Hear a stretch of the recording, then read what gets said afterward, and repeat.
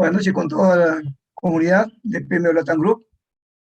Esta noche para mí es un placer eh, tener probablemente el último webinar del año, ¿no? Eh, Tenemos la presentación de este webinar por parte del arquitecto Máximo Federico Campos, de nacionalidad argentina. El tema del webinar es implementación de la PMO en un organismo público para la organización del barrio 31 de la ciudad de Buenos Aires, Argentina. El objetivo del webinar es describir el proceso de diseño e implementación de una Project Management Office o PMO en la Dirección General de Mejoramiento de Vivienda perteneciente al Ministerio de Desarrollo Humano y Hábitat de la Ciudad Autónoma de Buenos Aires, desarrollar los fundamentos que llevaron a su diseño, de qué manera se conformó, cómo se consolidó en los últimos años y detallar los próximos pasos hacia una PMO estratégica. El arquitecto Maximiliano Federico Campos, el magíster en Dirección de Programas y Proyectos, actualmente director de la Dirección General de Mejoramiento de Vivienda del Gobierno de la Ciudad de Buenos Aires.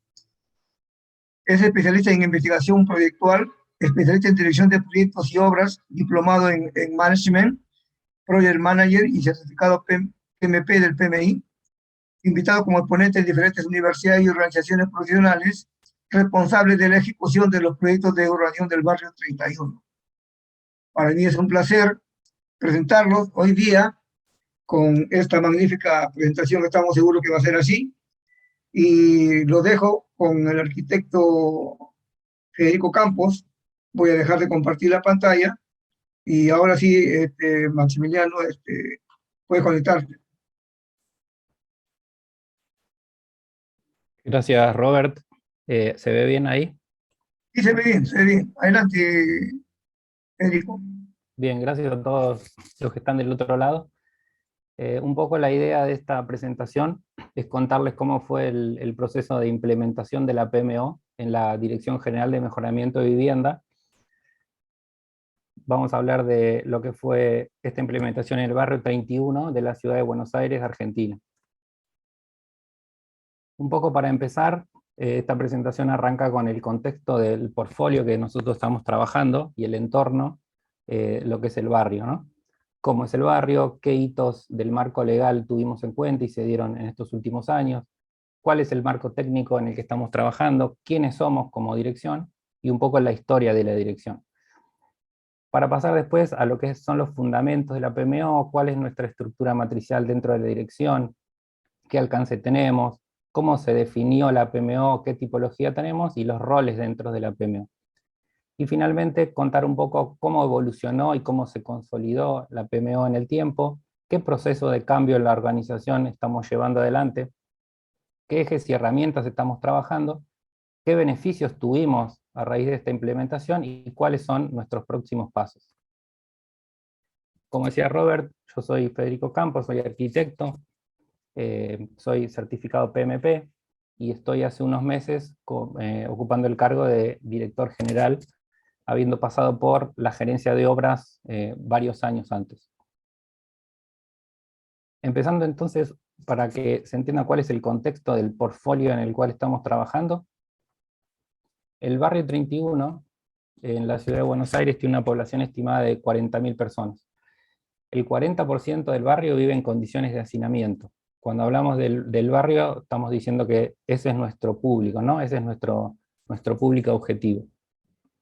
El 20% de las viviendas se construyó con materiales precarios. El barrio tiene más de 80 años y los vecinos fueron autoconstruyendo sus propias viviendas con materiales precarios, con lo que se podía a lo largo del tiempo. El 30% de la población está desocupada. Todos estos datos surgen del censo que se hizo en el año 2018. El 40% no terminó el secundario y el 90% de los hogares tiene una conexión de red eléctrica precaria. Quiere decir que esas es un poco las condiciones en las cuales nosotros trabajamos. Ahora voy a explicar un poco cómo son los proyectos los cuales estamos abordando.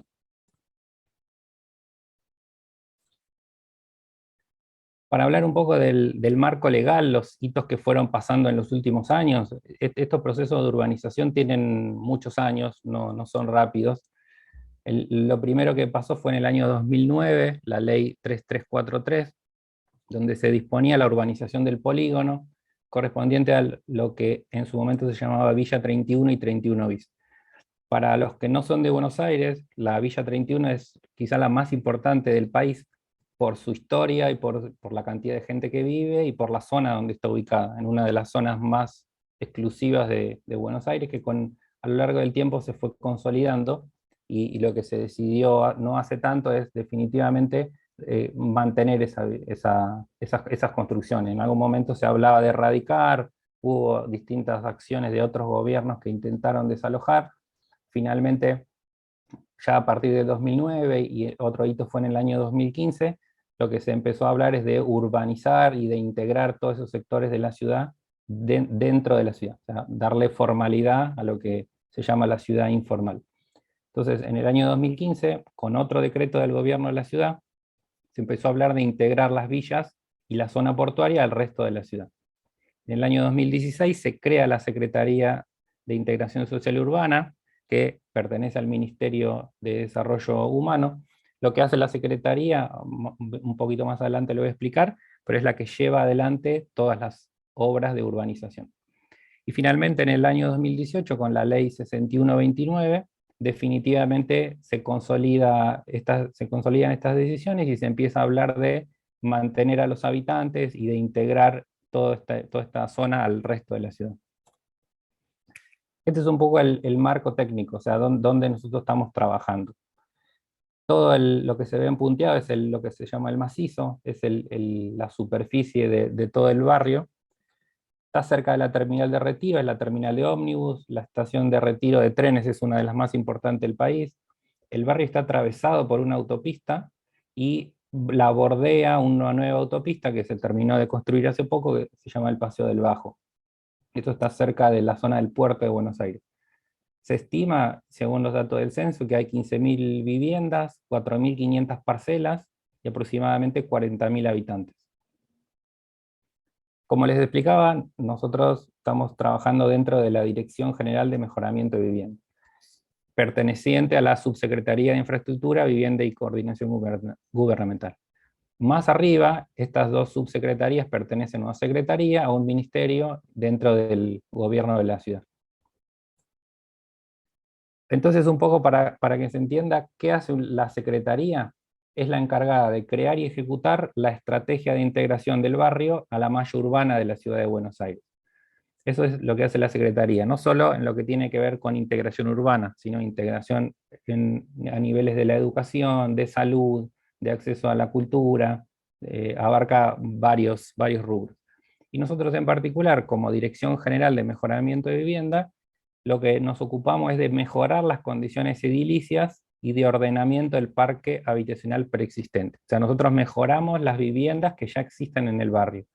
Hay algunos casos donde las viviendas que nosotros le llamamos irrecuperables, que no hay forma de mejorarlas, entonces ahí, en esos casos, sí se hace una vivienda nueva. Ahora más adelante voy a mostrar algunos ejemplos, pero básicamente lo que hacemos es relevar y mejorar las viviendas existentes.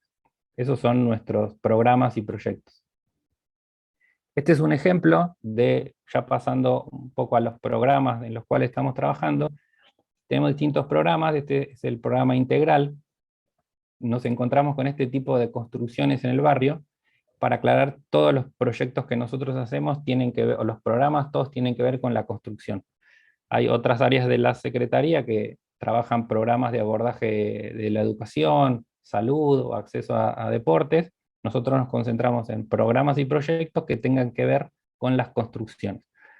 Entonces, como les comentaba antes, el barrio se fue construyendo a lo largo del tiempo con los materiales que los vecinos iban consiguiendo, con la mano de obra que se podía. Entonces nos encontramos con este tipo de proyectos. El programa de mejoramiento integral justamente se llama integral porque lo que hacemos es mejorar todas las condiciones de la vivienda, interiores y exteriores, a través de varios procesos. Hay procesos de gestión comunitaria que hacen un poco el abordaje social de la familia, se releva cómo es la situación social de cada familia, después se hace un proyecto en base a las condiciones y a lo que se puede mejorar de ese plan, la ejecución, depende de los diferentes contratos.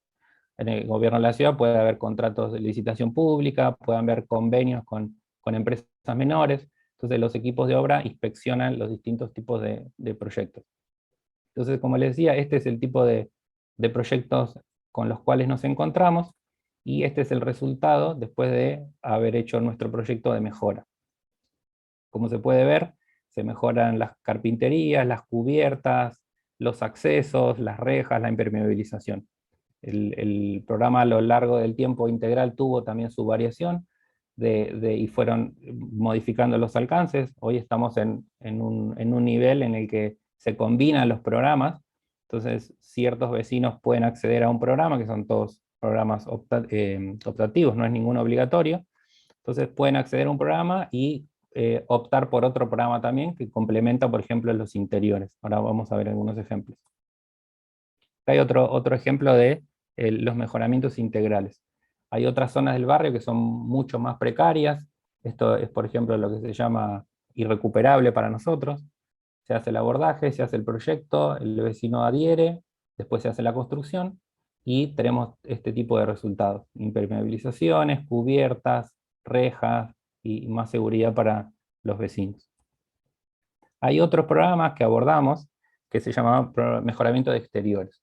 A diferencia del anterior, no se ingresa a la vivienda, sino que se mejoran zonas del barrio que estén muy deterioradas, los exteriores. Exteriores entendemos lo que es las fachadas, las cubiertas, escaleras, los accesos, no solamente la fachada. Como se puede ver acá, hay balcones en mal estado, zonas sin revocar, sin impermeabilizar, hay problemas en las aberturas. Entonces este es otro tipo de programa que tiene un abordaje similar, pero no ingresa a la vivienda. Entonces es lo que nosotros llamamos mejoramiento exterior, y este es el resultado.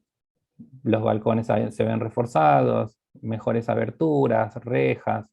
Es un poco la idea de los mejoramientos exteriores.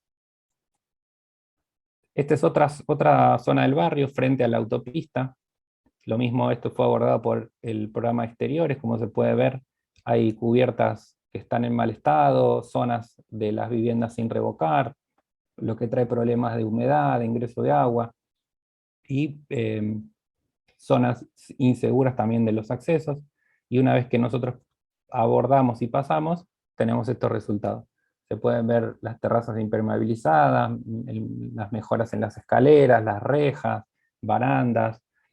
Hay talleres de elección de colores también que los vecinos pueden elegir, y se hace participativo el color de la elección de sus casas. Entonces son todos diferentes abordajes que nosotros vamos llevando adelante.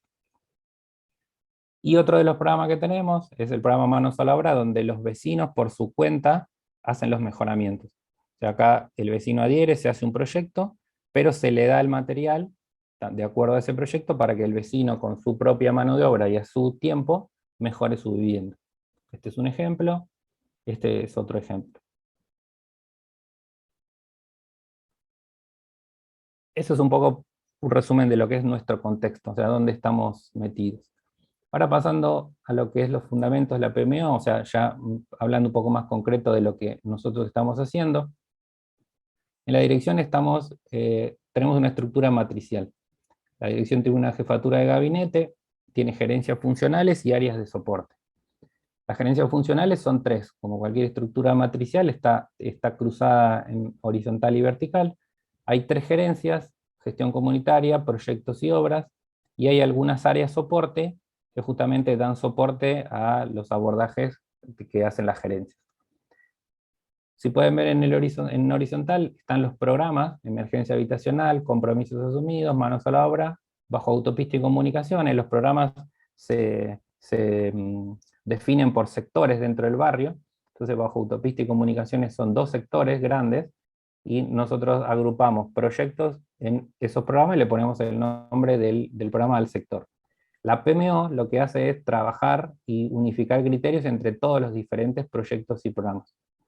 Y cada programa tiene equipos de gestión comunitaria, proyectos, obras, higiene y seguridad y validación, son otras áreas de soporte. Entonces cada PM del programa tiene equipos o trabaja en forma transversal con las gerencias. Los equipos responden como estructura matricial a las gerencias y al PM de cada programa. Eso es un poco cómo estamos armados nosotros como estructura de la dirección. Estos son un poco los números que venimos manejando desde que se generó en el 2017 la Secretaría y la dirección, y cómo fue evolucionando en el tiempo, lo que nos obligó a consolidar una PMO. Un poco el origen de la PMO fue la cantidad de metas o la cantidad de objetivos que teníamos que lograr año a año. Entonces, en el 2017, recién iniciados, con un proyecto que no es común en Latinoamérica, no hay muchos casos de urbanización de este tipo, se lograron hacer 77 obras, 77 intervenciones para las familias de un sector particular en el barrio, como para entender un poco cómo había que trabajar. Después de ese año, de varios aprendizajes, pasamos al año 2018 y logramos hacer casi 300 mejoras. Quiere decir 3,5 veces más de lo que habíamos hecho en el 2017. En el 2019, ya consolidando los equipos, pudiendo incorporar muchos recursos humanos y se empezó a armar las distintas áreas de la dirección, llegamos a más de 1000 mejoras, 14 veces más de lo que habíamos hecho en el 2017. Y en el 20 y en el 21 fueron los años donde se empezó a consolidar la PMO, donde se empezaron también a consolidar las gerencias, donde tuvimos mucha incorporación de equipos nuevos, y en el 2020 logramos hacer más de 1100 intervenciones, y en el 2021 casi 1400 intervenciones. Eso es un poco para que se entienda cómo fue evolucionando la cantidad de intervenciones, y ya no podíamos manejarlos como fue en el 2017 con un equipo chico, sino que toda la estructura tuvo que crecer, sobre todo en el año 2019, para pasar de casi 300 a más de 1000 intervenciones. Después, volviendo un poquito para atrás, cuando este pico de intervenciones nos obligó a armarnos de otra forma, empezamos a ver un poco qué tipo de PMO necesitábamos, o cómo encarar una nueva PMO, o cómo armar una PMO de algo que no existía. Entonces entendemos que la PMO tiene que ser un área dentro de la organización que estandariza los procesos de gobernanza relacionados con el proyecto. No hay una definición muy clara y nosotros no nos atamos tampoco a una tipología, sino que lo que hicimos fue analizar diferentes tipologías y tratar de armar un modelo híbrido, porque nuestro proyecto es muy particular, entonces no podíamos agarrarnos a una sola tipología. Y hoy estamos parados en lo que puede llamarse torre de control. O sea, ¿qué tipo de PMO nos sirve a nosotros por los proyectos que hacemos? Nos sirve una PMO que ayude a mejorar la calidad de los procesos y sobre todo que defina una metodología de dirección de proyectos. La PMO no solamente trabaja en línea con los PM, sino que también asiste a lo que son las áreas soportes. Ahora les muestro un poco cómo es el organigrama de nuestra PMO, pero está armado muy a nuestra necesidad. Si uno va a los manuales, no va a encontrar una definición, o sea, no va a encontrar nuestra PMO muy ubicada, sino que nosotros empezamos a armar de acuerdo a las necesidades que teníamos, qué podíamos agarrar de cada cada tipología definida. Entonces, lo que más nos interesa ahora por el momento en el que estamos es mejorar la calidad de los procesos y empezar a armar una metodología particular para lo que hacemos nosotros. ¿Cómo es nuestra PMO entonces? Ya les conté un poco cómo es nuestro contexto, qué tipo de proyectos hacemos, y ahora pasamos un poco a la PMO que armamos en este tiempo. Primero lo que hicimos fue definir qué equipo debería tener nuestra PMO.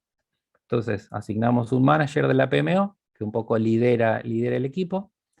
Cada programa tiene un PM, lo que ahí ven como EH, bajo autopista, comunicaciones, esos son los programas por sector, y cada programa tiene un PM. Se puede decir que tenemos un programa y adentro subprogramas, se puede decir que tenemos programas y adentro proyectos. Esa definición la seguimos trabajando todavía para que se entienda cada sector, por ejemplo, lo que es bajo autopista o comunicaciones, es el sector que nosotros le llamamos el programa. A su vez, ese sector está dividido en contratos, que son los contratos que cada empresa tiene para las mejoras, y esos renglones o programas, a su vez tienen un montón de proyectos chiquitos adentro. Las fotos que veíamos antes, cada foto es un proyecto y cada contrato varía según su monto, pero puede tener 40, 50, 60 proyectos. Entonces, lo que hoy tenemos organizado son programas por sector, que a su vez hacia adentro está dividida en sectores más chiquitos, y cada sector tiene una cantidad de proyectos.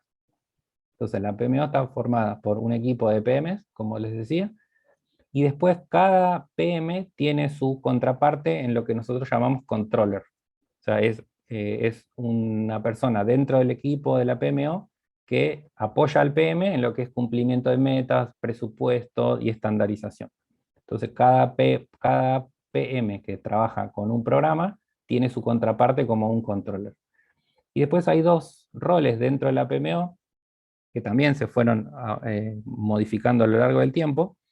Uno es el especialista en planificación, que este sí es transversal a todos los programas y los proyectos, y una persona especialista en contratos, sobre todo porque como nosotros trabajamos con licitaciones públicas, cada licitación tiene sus particularidades. Entonces la idea es manejarlo desde la PMO para unificar criterios.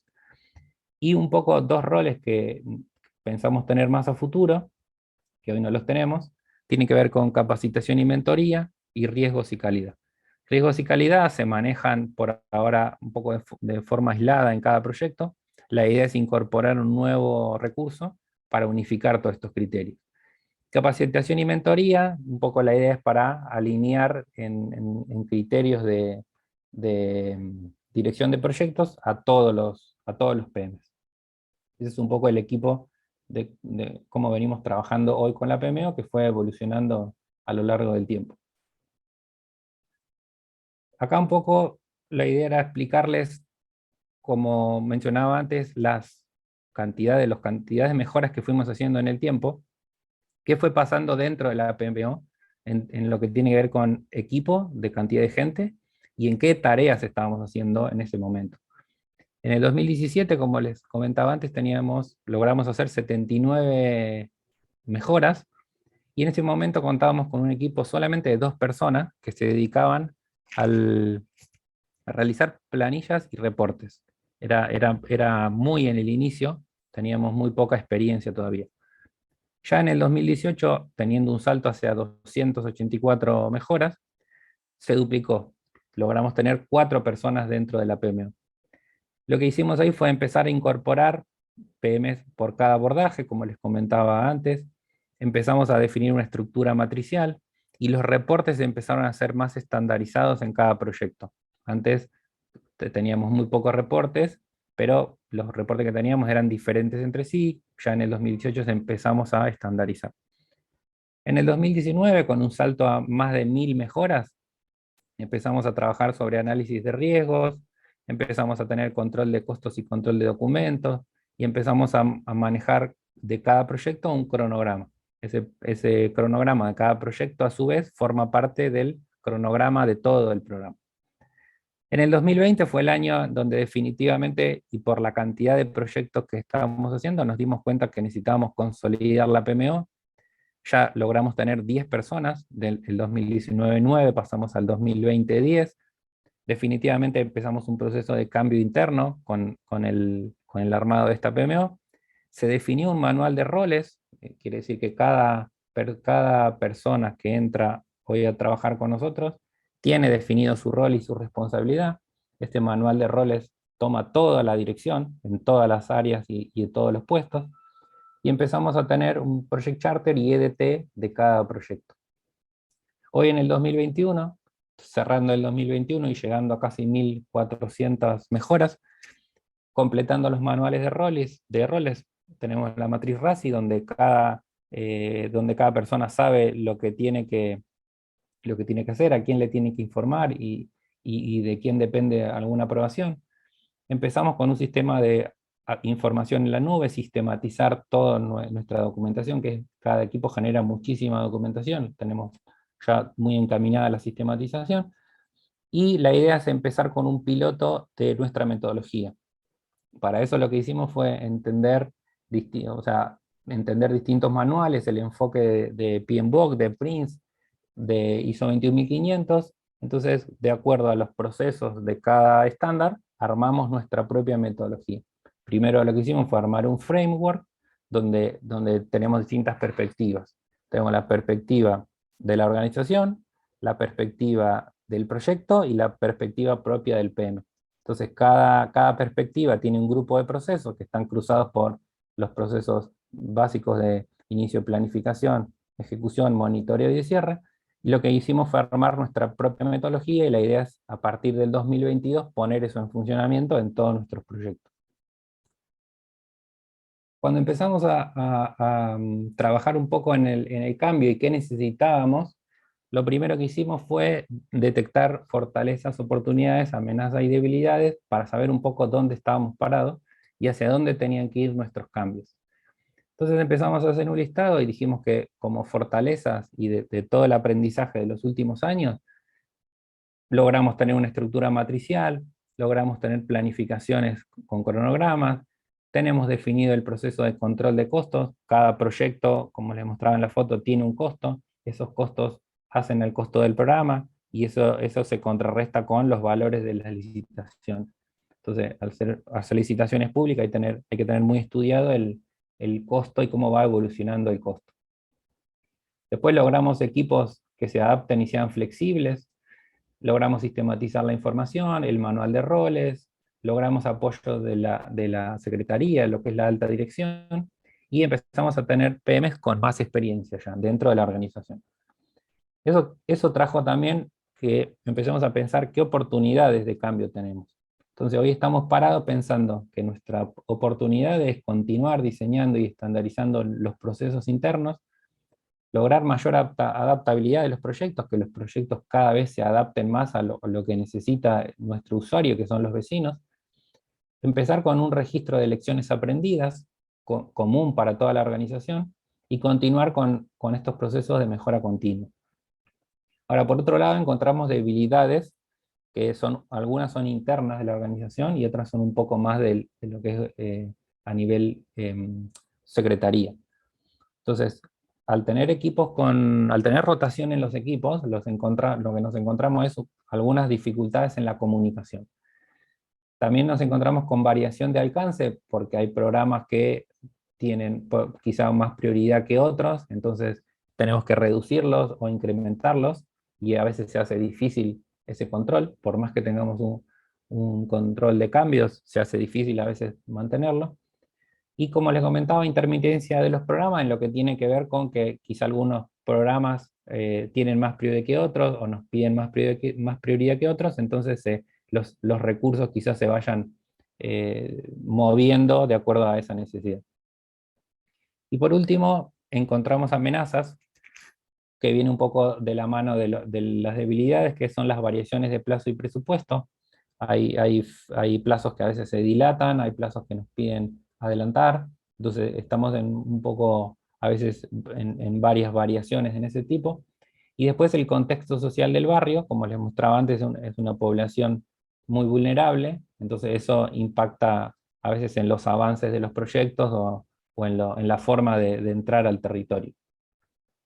Eso es hablando un poco de dónde estamos parados para impulsar estos procesos de cambio. Lo que sí nos interesa es generar estos cambios para obtener los resultados que estamos necesitando, comunicar los beneficios de estos cambios, crear estrategias para eliminar los riesgos. Esto, si bien lo empezamos a nivel proyecto, lo estamos ahora escalando a nivel programa. Preparar a la organización, que la organización esté un poco alineada con lo que estamos necesitando nosotros desde los proyectos. Acompañar a los equipos en la implementación de estos cambios. Como les comentaba antes, hay rotación entre los equipos, entonces hay veces que los equipos están un poco más consolidados, después hay renovaciones, vuelven a un paso para atrás, después logran consolidarse. Entonces necesita mucho acompañamiento a los equipos para poder llevar adelante estos proyectos. Después gestionar las expectativas en lo que tiene que ver con todos los interesados con los que estamos trabajando. En el barrio hay muchas organizaciones sociales, hay muchos comedores, hay muchas organizaciones políticas también metidas. Entonces cada uno tiene su expectativa, nosotros estamos un poco en el medio gestionando esas expectativas. Hay expectativas también a nivel gobierno por llegar a resultados. Entonces nosotros estamos un poco trabajando en ese sentido. Y por último, reconocer y medir los beneficios, porque como todo programa tiene sus beneficios alineados, lo que estamos trabajando ahora es justamente en eso, es en buscar indicadores para poder medir los beneficios de nuestros programas y proyectos. Después, pasando un poco a qué ejes y herramientas estamos trabajando dentro de la PMO.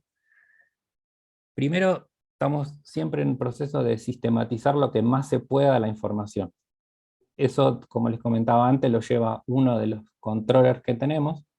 Lo que estamos haciendo es sistematizar por medio de formulario y bases de datos estandarizadas para todos los proyectos. O sea, eso nos llevó tiempo unificar, pero hoy ya todos los PMs saben cuándo reportar, qué reportar, y ya nosotros podemos tener la información unificada. Después trabajamos con otro eje que tiene que ver con los procesos de seguimiento de cada programa y proyecto. Para eso hay lo que se llaman mesas operativas, que hacen el seguimiento más detallado de lo que cómo va avanzando ese programa. Y eso da como resultado, como entregable, reportes estandarizados con análisis de desvíos semanales. Eso se hace una verificación semanal, y después hay reportes mensuales que se elevan a gobierno de la ciudad para nosotros ir mostrando cómo vamos avanzando. Pero lo más importante es que logramos tener reportes estandarizados con análisis de desvío para nosotros tomar acciones. Otro eje que trabajamos es el tema del control de costos. Para eso tenemos una persona especialista en contratos. El control de costos viene atado a lo que es solicitud de cambio o proceso de control de cambios.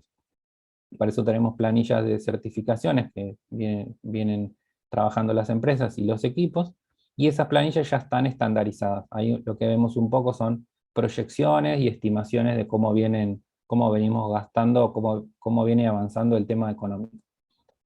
Después, lo que es control de documentos, lo que tenemos es un poco estandarizar toda la nomenclatura. Cada proyecto genera mucha documentación, entonces lo que nos interesa a nosotros es no perder el control de toda la documentación que está generada. Para eso tiene un código especial cada proyecto, entonces rápidamente lo podemos ubicar.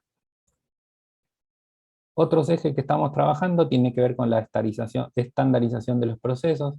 Para eso tenemos flujogramas también en formatos estandarizados, manuales de procedimiento y procesos. Eso, cada gerencia tiene su manual de procedimiento en cómo se tiene que seguir determinada tarea. Y tenemos procesos de capacitaciones internas, donde cada gerencia y cada área de soporte va capacitando a los nuevos equipos. Con el tema de los recursos humanos, viene de la mano de lo que hablábamos antes. Hay un manual de roles y una matriz RACI, donde cada persona que entra tiene detallado su descripción de puesto.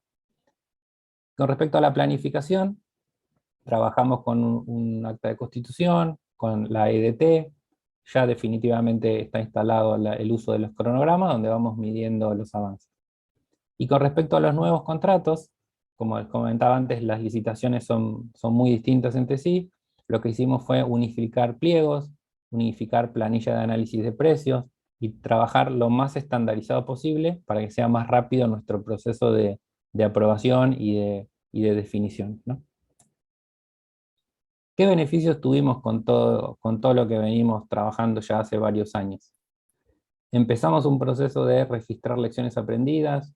Estamos tratando de mantener las herramientas. Una vez que empezamos a trabajar con una herramienta, mantenerla en el tiempo. Logramos tener bases estadísticas para ver cómo fueron evolucionando los objetivos en cada proyecto. Y logramos lo que se dice recursos humanos controlados, o sea, entender dónde está cada recurso y cuándo se necesita recurso en algún programa más que en otro. Entonces, ¿qué otras cosas nos fueron dando en el transcurso del tiempo? Primero, mayor visibilidad del progreso de cada proyecto. Para eso empezamos a definir KPIs o indicadores para entender qué era lo que teníamos que medir en cada proyecto.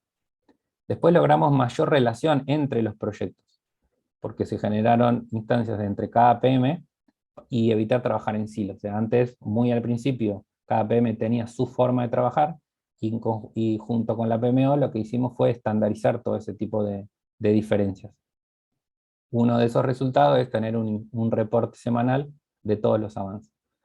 Después logramos tener mejor comunicación con la alta dirección o con la secretaría, logramos mejor claridad en esos reportes, y cada PM sabe qué y cómo reportar. Como les decía antes, hay un reporte por semana donde está la información estandarizada, entonces nosotros podemos comparar entre proyectos o entre programas dónde va demorado uno, dónde va adelantado el otro.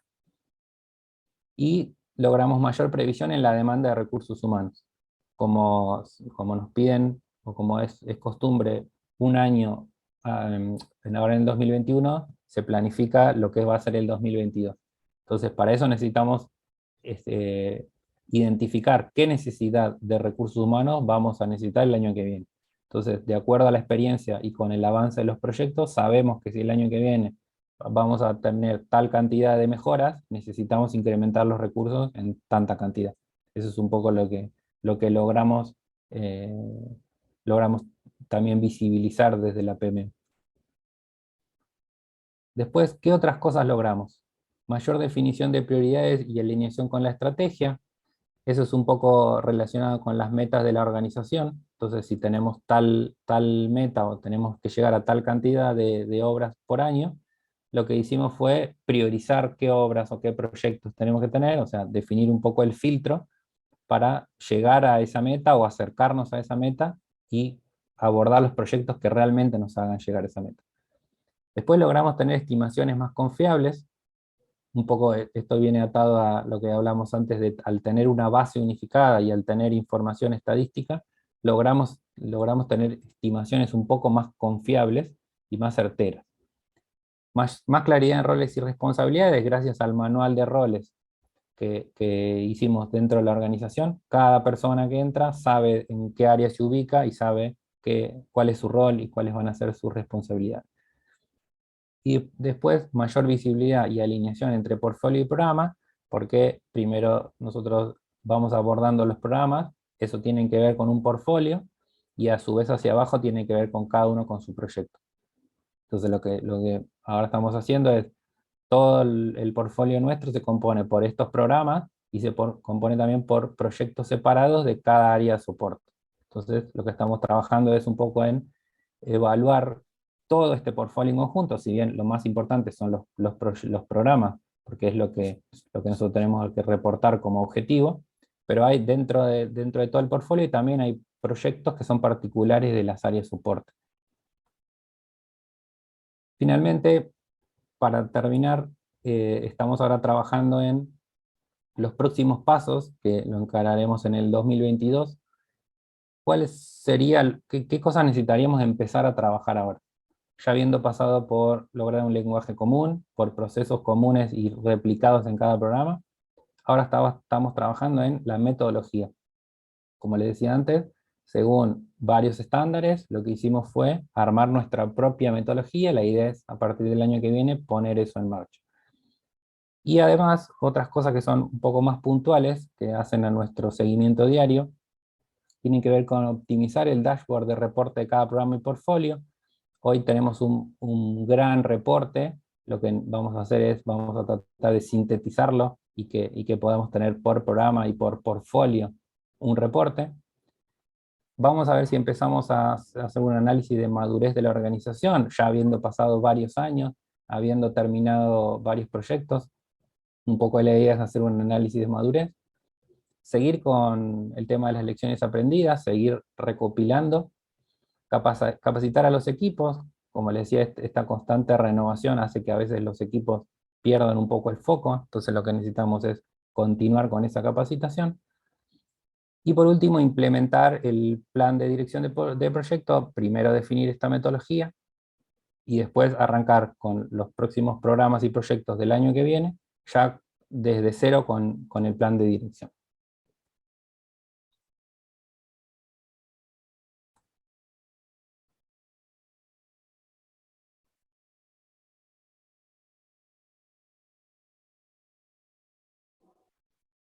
Ok, Federico, felicitaciones por, por la magnífica exposición. Eh, esperemos las preguntas del público.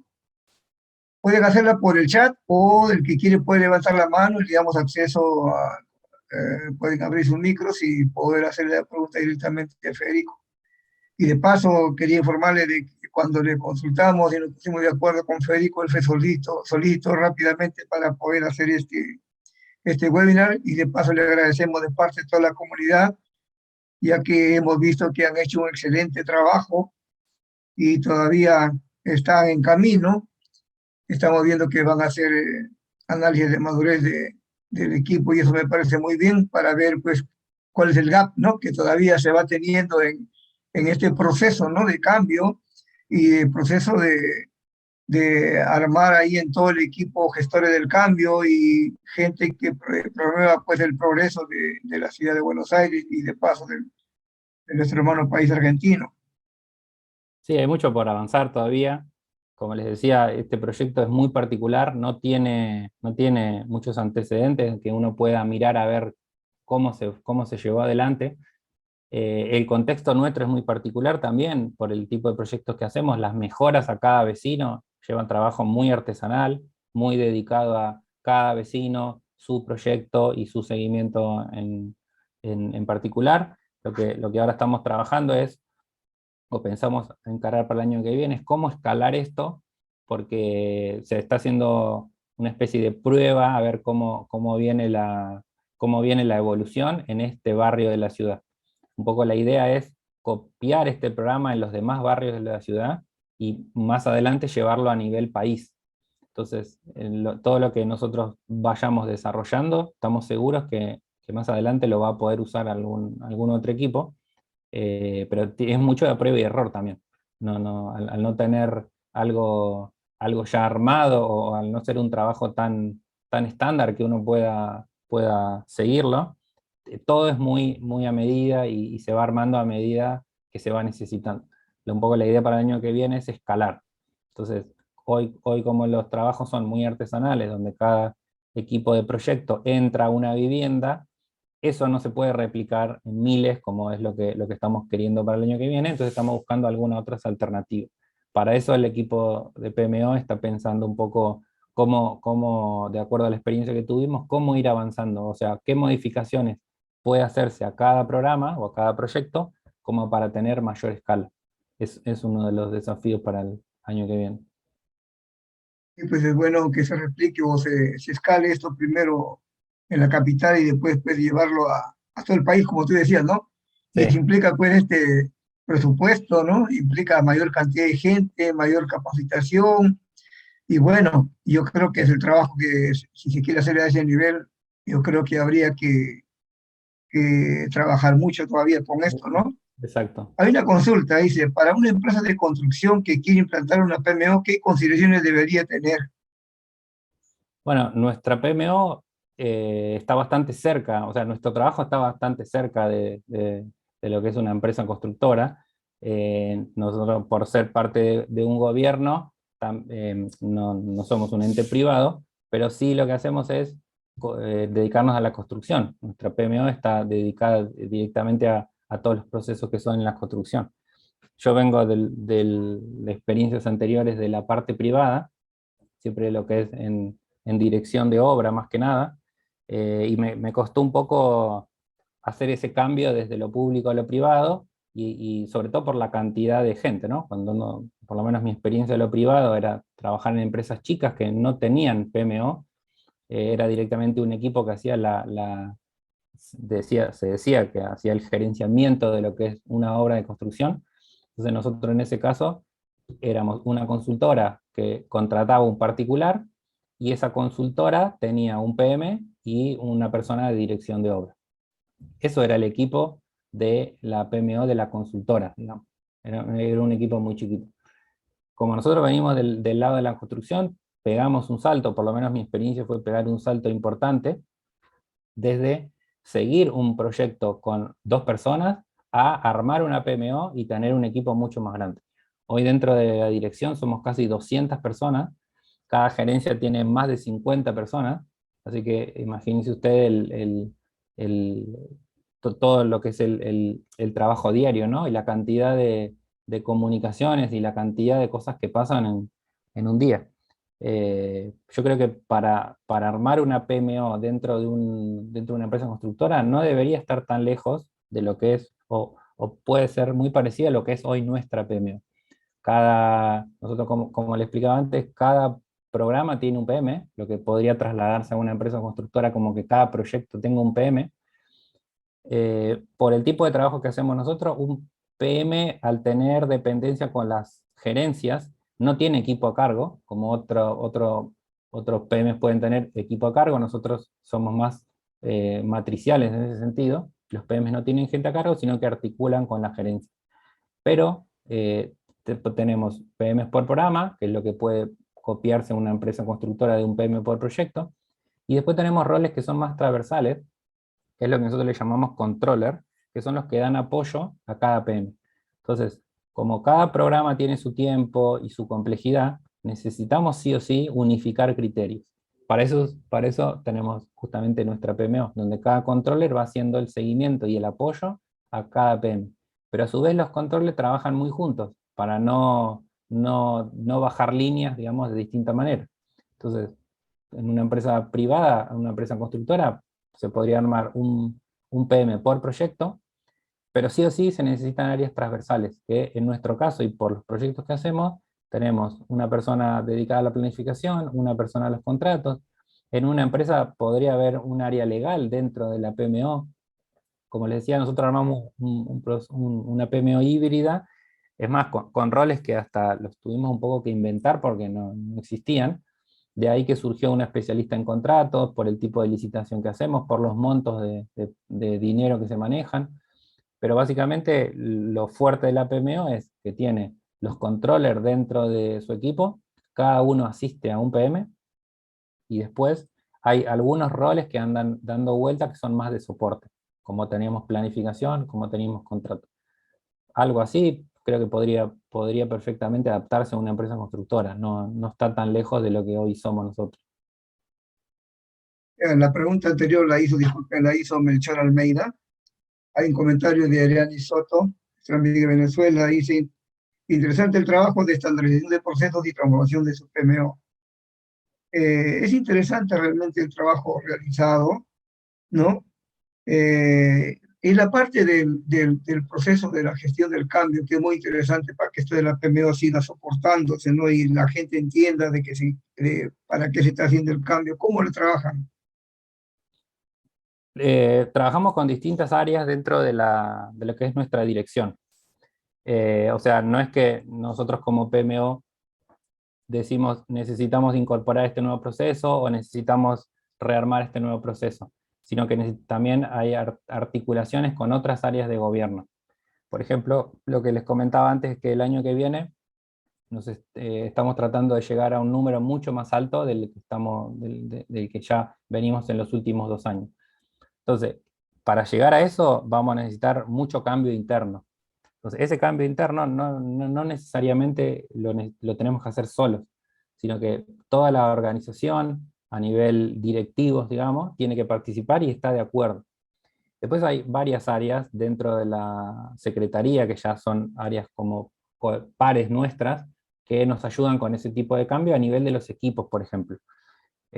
Como veníamos diciendo, todos los proyectos que hacemos nosotros los hacemos con los equipos que son muy territoriales. O sea, nuestro trabajo es en el territorio. Hay poco trabajo de oficina, sino que los trabajos son muy en el sector, de ir a la casa del vecino, y hacer la inspección con el vecino. Entonces, todo ese tipo de abordaje, con el tiempo fue un cambio también para la organización. Fue un cambio también para los equipos o para los jóvenes profesionales que no habían trabajado en este tipo de proyectos y que nuestro trabajo requería ir al territorio, estar con el vecino, entablar una relación con el vecino. Entonces, uno de los grandes trabajos que hicimos, a mi criterio, a mi modo de ver, es que se logró un abordaje en donde uno está muy cerca del vecino. Y eso es un cambio de toda la organización. La organización tiene áreas legales, áreas administrativas, son un poco más de oficina, si se quiere, pero nuestro trabajo requería mucho territorio, o sea, es tener un vínculo muy cercano con los vecinos, ya desde los primeros relevamientos, donde uno ve cómo vive cada vecino, hasta la propuesta de proyecto, donde se le propone una mejora, y hasta la inspección, donde después se controla lo que va ejecutando cada empresa. Entonces, ese creo que fue uno de los grandes desafíos que pudimos llevar adelante, que es que nuestra dirección pise mucho el territorio, como se dice acá, estar muy, muy metida con los vecinos.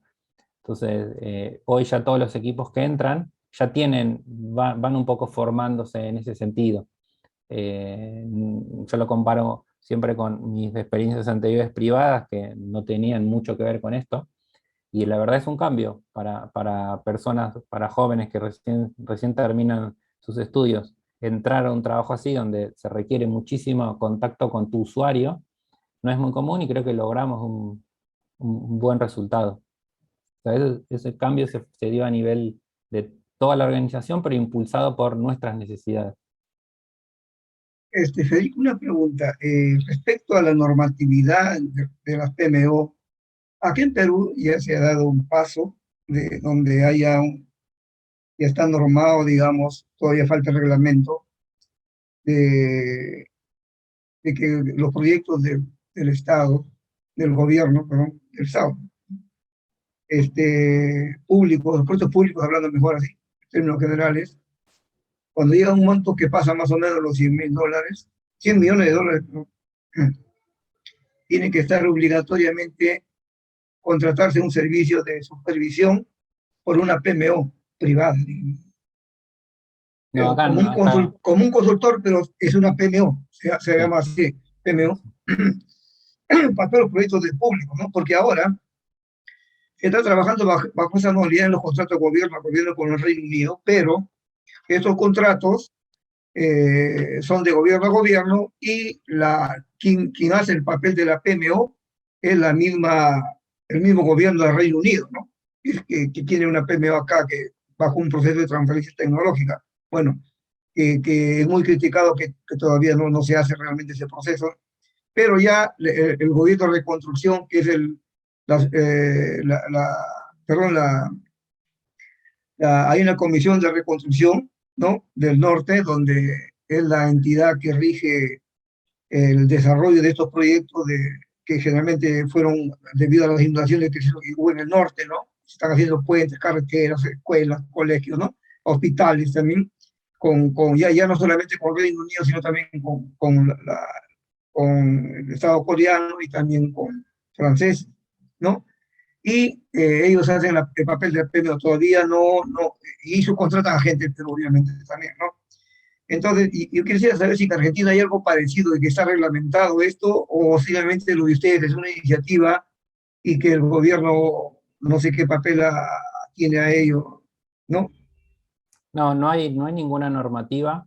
Lo que se acostumbra un poco acá, sobre todo en lo privado, desde hace ya varios años, no así en lo público.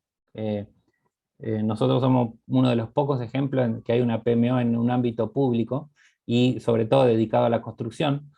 Sí hay, acá en Argentina hay PMOs, por ejemplo, los bancos tienen su PMO que estandarizan también muchísimos procesos internos o algunas empresas del sector privado.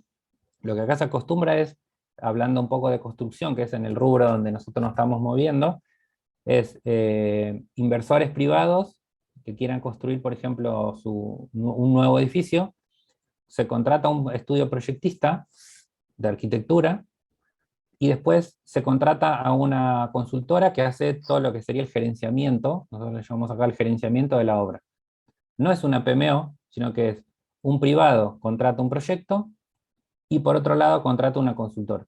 Esa consultora se encarga de, a su vez, sacar todas las licitaciones, contratar a las empresas, hacer la dirección de obra y cerrar la obra. Pero a nivel gobierno no hay una normativa, ni por un monto tampoco, que obligue al gobierno a tener una PMO. Esto fue un poco una iniciativa nuestra, viendo la necesidad, viendo que los proyectos no podían tener avances por separado, sino que necesitábamos cada vez consolidar más, porque era la única forma con la que íbamos a lograr llegar a un número de mejoras, o sea, un número tan alto en tan poco tiempo, que la unidad de medida siempre acá es el año. O sea, cada año tenemos un objetivo.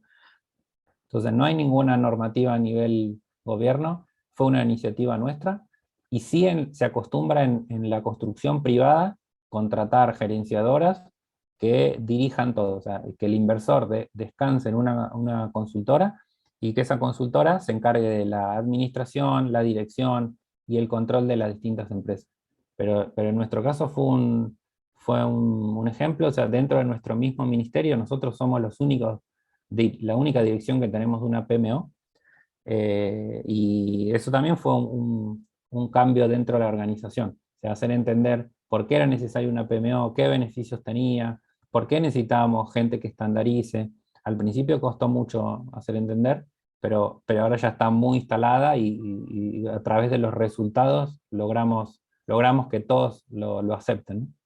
No, realmente yo lo felicito porque no es tan fácil si no tienes una reglamentación encima. Y haberlo hecho me parece que es un logro muy, muy importante y debe haberlo costado mucho. No, de la parte privada sí un poco lo conozco porque incluso he participado en consultorías ahí en Argentina, ¿no? Yo pertenezco a la comunidad interés del PMO de Buenos Aires, por eso que hacemos actividades 2 al año, pero ahí estamos. Somos Sí. pocos de la comunidad, pero yo pertenezco a la comunidad de Buenos Aires. Me invitaron y hasta ahora sigo con ellos. Bien. Y conozco un poco el proceso privado, como usted dice, ¿no? Hay bastante trabajo ahí al respecto, ¿no?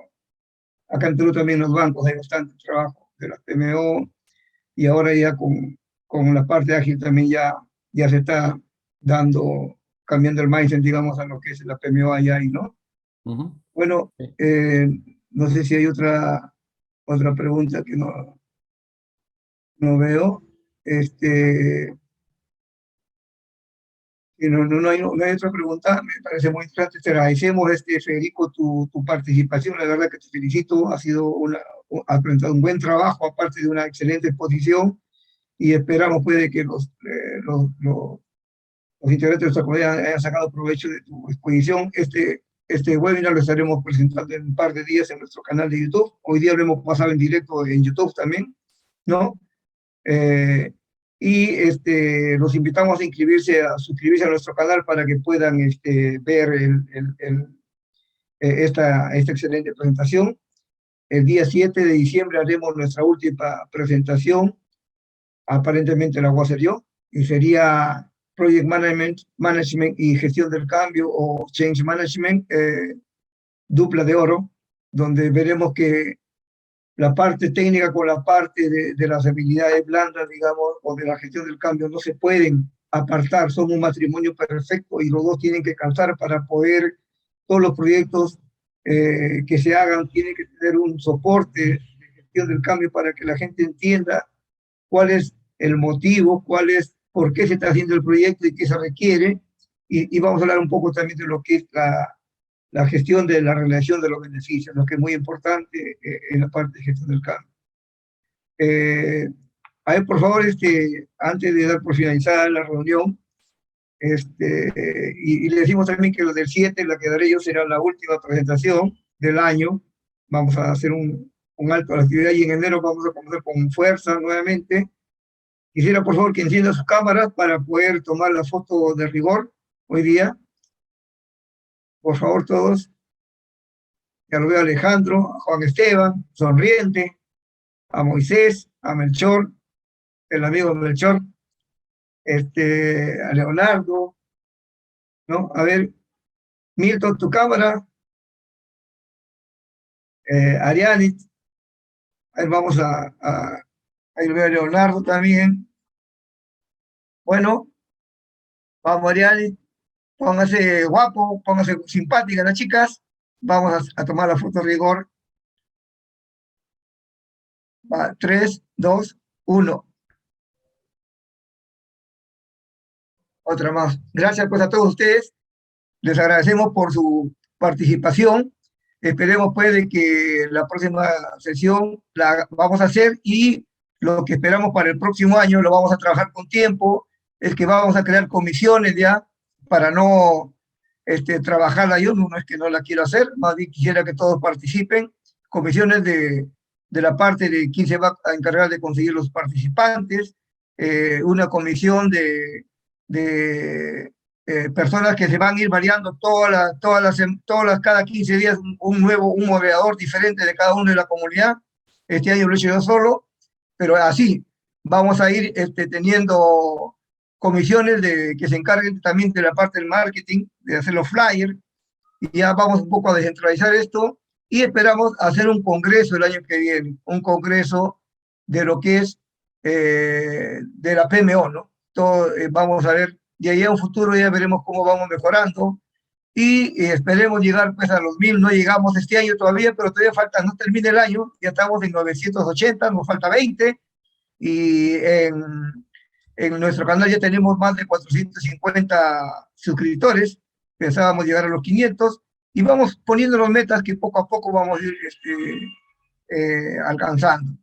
Vamos a ver también el año que viene la parte de coaching, mentoring, en gestión de proyectos, ¿no?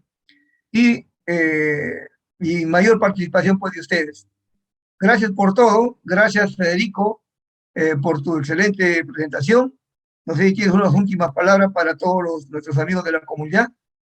Sí, gracias por el espacio, espero que se haya entendido. Y bueno, voy a participar seguro de las próximas charlas. Nada, siguiendo un poco con este tema. Acá en Buenos Aires también hay diferentes comunidades.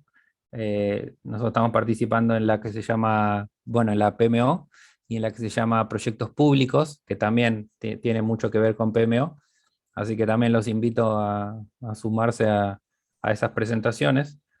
Así que bueno, nada, sigamos compartiendo en esta charla las experiencias de cada uno, ¿no? Esperamos las invitaciones, Federico, y la comunidad solista estará para estar presente. Les agrego a Bueno, todos ustedes, pasen buenas noches, que Dios los bendiga y sean felices, que de ustedes depende. Y como siempre les decimos que el conocimiento se hace más grande cuando más se comparte. Buenas noches con todos. Chao. Buenas noches, buenas noches. Buenas noches. Buenas noches. Chao. Dios los bendiga, cuídense.